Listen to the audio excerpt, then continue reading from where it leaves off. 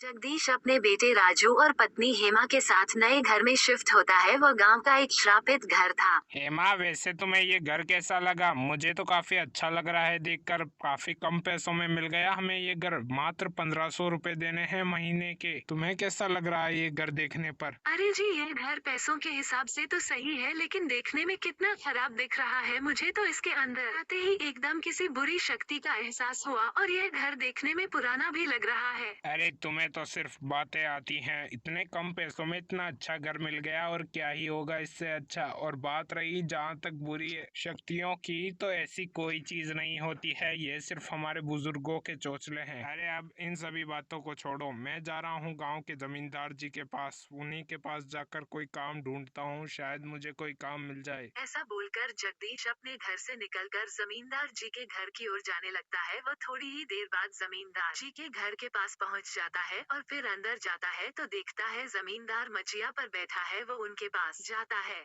अरे क्या हुआ जी, आप मेरे पास कैसे आए हो? कोई जमीन वमीन खरीदनी है क्या? बताइए, मैं आपके लिए हमेशा हाजिर हूँ। अरे नहीं जी, मैं आपके पास जमीन वमीन खरीदने के लिए नहीं आया हूँ, बल्कि काम मांगने के लिए आया हूँ। बस मुझे थोड़े से पैसे दे देना। आप जो भी काम बताएंगे मैं सब काम कर लूंगा, लेकिन मुझे अपने बीवी बच्चों को खुश देखना है। चलो ठीक है, अगर तुम काम करना चाहते हो तो मैं तुम्हें मना नहीं करूंगा। तुम मेरे पास रह जाओ। तुम्हें कुछ ज्यादा भारी काम तो नहीं करना है, बल्कि लोगों के पास जाना है और मेरी उधारी लेकर वापस आना है। और ये सब काम तुम आज ही से चालू कर दो। दिनेश और रमेश से मेरी उधारी है, तुम जाओ और उनसे मेरी उधारी लेकर आओ। उन्होंने मुझसे 1 लाख रुपए उधार लिए थे। ठीक है जी, आप चिंता मत लीजिए, मैं अभी थोड़ी देर में आपकी उधारी लेकर आता हूँ। और आज आप मेरा काम देखकर मुझे परमानेंट ही कर लेंगे। जाकर आता हूँ अभी जगदीश और बाकी लोगों के पास। फिर जगदीश उधारी की वसूली करने के लिए चला जाता है, और वहीं दूसरी तरफ उसका बेटा राजू अपने घर के एक बंद कमरे के अंदर जाता है और वहां पर पड़े शीशे को उठाने की कोशिश करता है, लेकिन तभी वो शीशा अचानक से एक चुड़ैल में बदल जाता है। अरे बाप रे, यहाँ पर तो एक शीशा था। फिर तुम कहाँ से आ गई चुड़ैल? बचाओ।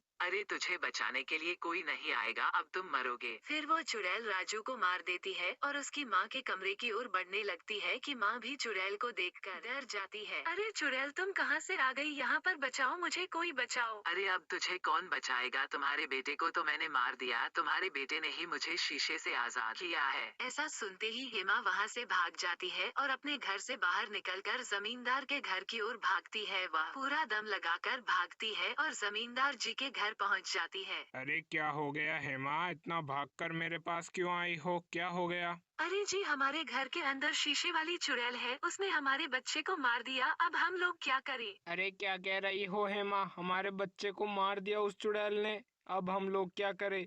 अरे सेठ जी, आप ही बताइए, अब हम लोग क्या करें? अरे भाई जगदीश, अब तुम मुझसे क्या पूछ रहे हो? सरपंच जी के पास जाओ, वो जो कहेंगे तुम वही करना। फिर वो दोनों पति पत्नी सरपंच जी के पास जाते हैं। सरपंच जी, हमारी मदद कीजिए। हम इस गांव के अंदर नए शिफ्ट हुए हैं। हमारे बच्चे को एक चुड़ैल खा गई, जो कि शीशे में कैद रहती है। अब आप ही बताइए, हम लोगों को क्या करना चाहिए? क्या हम लोग उस घर में रुके या ना रुके? अरे बेटा, शायद तुमने उस जादूगरनी का श्रापित घर ले लिया है। अब तुम लोग नहीं बचने वाले। उस घर के अंदर एक श्रापित शीशा है, उसके अंदर हमने उस जादूगरनी की आत्मा को कैद किया था, और शायद तुम्हारे बेटे ने उसे जगा दिया। अगर यहाँ से बचकर जाना चाहते हो और उस चुड़ैल के हाथों से मरना नहीं चाहते, तो इस गांव से भाग जाओ, वरना तुम लोग नहीं बचोगे। ठीक है सरपंच जी, जैसा आप कहते हैं हम वैसा ही करेंगे। यहाँ से अभी के अभी भाग जाते हैं हम लोग। उसके बाद वो उस गांव को हमेशा के लिए छोड़कर चले जाते हैं।